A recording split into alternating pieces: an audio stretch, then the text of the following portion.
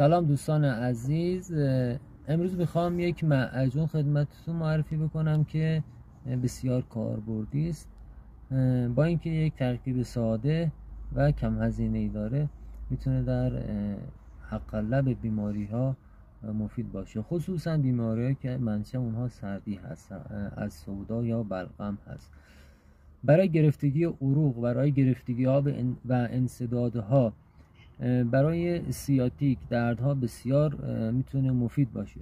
برای سنگ کلیه که میتونید هر 8 ساعت یک بار استفاده بکنید، سنگ شکن بسیار عالیه. اما زمانی که درد میاد سراغتون میتونید هر 2 ساعت یک بار استفاده بکنید تا درد از بین بره. برای عفونت بسیار عالیه، چه در زنان و چه در مردان که در این مواقع هر 8 ساعت یک بار استفاده بکنید. برای پروستات، خلاصه خیلی از بیماری ها میتونید از این معجون استفاده کنید.